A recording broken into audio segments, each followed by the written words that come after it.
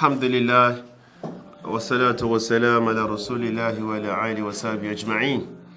Alhamdulillah, Ramadan had come, had gone. We thank Allah for giving us the opportunity and for inspiring our life to witness the Eid.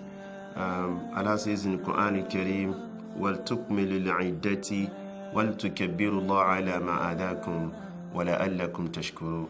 That you should ensure that your number of days is complete, 29 or 30, وَلْتُكَبِّرُوا اللَّهَ عَلَى مَا أَهْدَاكُمْ, and you continue to glorify Allah for what He has done for you. Allahu Akbar, Allahu Akbar, Allahu Akbar, La ilaha illallah, Allahu Akbar, wa lillahi alhamd, wa la'allakum tashkurun, so that you can become a grateful servant to Allah. We say Alhamdulillah for granting our life till after Ramadan. Now, Ramadan had come and gone. Mawda ba'da Ramadan, life after Ramadan. After Ramadan, what next? Number one is that Ramadan is like Al-Madrasatul Kubra. Ramadan is an institution, more than a university, with different faculty. Kulliyatul Zikri, Kulliyatul Quran, Kulliyatul Taqwa, Kulliyatul Ibadah, Kulliyatul Tawbah, Kulliyatul Dua, faculty of supplication, faculty of Quranic recitation, faculty of charity, so many faculties you have learned from. You've gone to the school. You are not just graduating from one department. You are graduating for so many faculties, and now you are a graduate. The question you ask yourself is that, did you actually pass through Ramadan, and Ramadan passed through you? Did you actually receive a certificate that you are already a certified servant of Allah, that Allah says the objective is la'allakum tattaqun?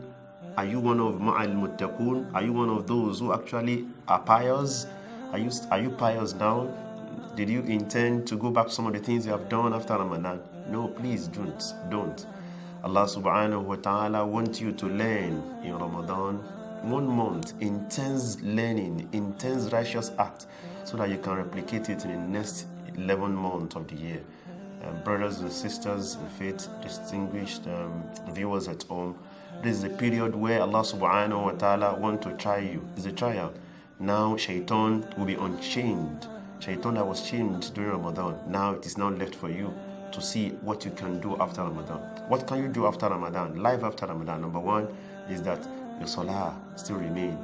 Your tarawih might have ended with Ramadan, but your daily salawat is still there. Number two, your sadaqah. Those of you who are fond of giving iftar sahim in Ramadan, don't end it with Ramadan. There are so many millions of Nigerian children who are famished, who are seriously in hunger. Please give food to them. Allah will ask you on the day of Yawm al-Qiyamah, did you feed the poor or not? Again, there are so many orphans that you can do charity to this after Ramadan. Please guide them, especially on areas of education.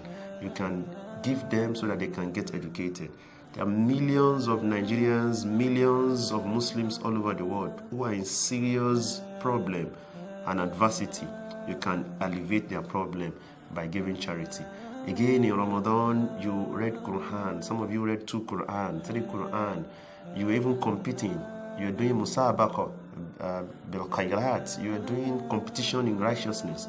After Ramadan, don't go and hang your Quran on your shelf. Don't hang it behind your car. Ask yourself, my brothers and sisters, Quran from His word is Qur'an, things that is meant to be read. It is not meant to be abandoned. Don't be among those the Prophet said, cried to Allah, Ya Rabbi inni qawmi ittaqazu hadha al-Qur'ana mahjura. Oh my Lord, indeed my ummah had abandoned the Quran. Please don't abandon the Quran after Ramadan. Brothers and sisters in faith, after Ramadan, life after Ramadan requires that you are also humble and submissive to Allah. The same way you were submissive and humble to Allah during your itikaf. You left everything at home and you were submissive to Allah during itikaf.